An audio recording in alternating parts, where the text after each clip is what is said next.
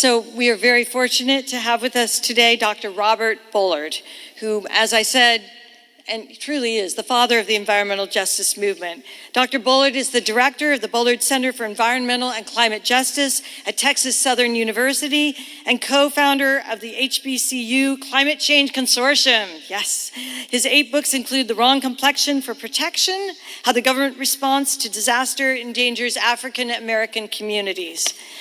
He received the United Nations Environment Program Champions of the Earth Lifetime Achievement Award, and he's a member of the White House Environmental Justice Advisory Council, known also as WEJAC, and the American Academy of Arts and Sciences, received the Time Earth Award. And I think those, we have, we had over 6,000 viewers at home on Monday. So I hope those at home and those here will join me in welcoming him. Thank you so much.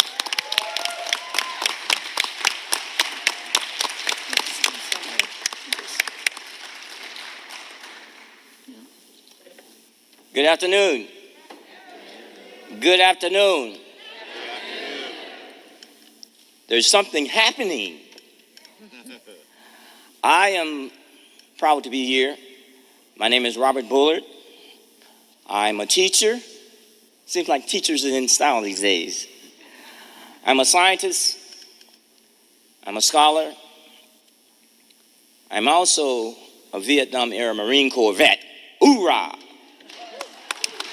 I'm also a climate warrior. It was more than 4 decades ago I started a journey for environmental justice before it had a name in Houston, Texas, a petropolis. The idea that some communities are not created equal. There are some that are more equal than others.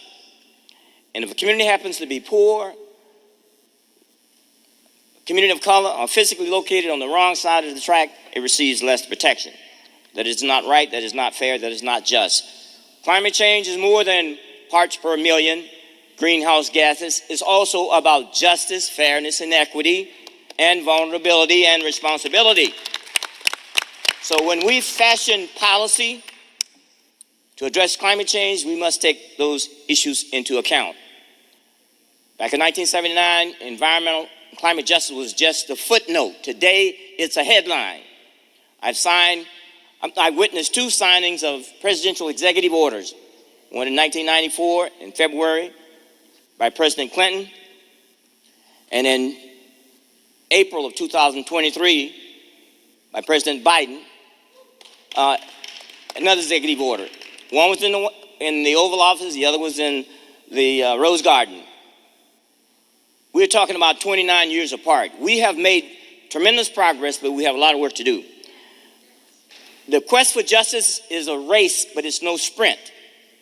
It's a marathon relay. I know there's no such race. But you run your 26.2 miles and you pass the baton to the next generation to run that race. I've been doing this for 40 years, but we don't have 40 years when we talk about climate change, this threat to humanity. What we have to do is to build strong infrastructure, not just bridges and roads, which is great, but social infrastructure that can insulate our communities when we talk about this threat, whether it's floods, hurricanes, wildfires. Yes, in Houston we had a derecho. Now, I don't know if you know the derecho, but it's a hell of a wind. Came through Houston, blew out all the windows, trees down. Flooding. We used to plan for disasters June through November. That's hurricane season in the Gulf Coast. But we had a winter storm, Uri, a freeze in February in 2021, which went down to 9 degrees in Houston. So we have to plan for disasters January to January. We can't let up. Our movement for justice, climate and economic justice, environmental justice, is a movement to bend this moral arc. As Dr. King said, the moral arc of the universe is long, but it bends toward justice. We are in the business. Our movement is to get justice, environmental justice, economic justice, food and water justice, gender justice, justice for all. It has to be our North Star. Thank you very much.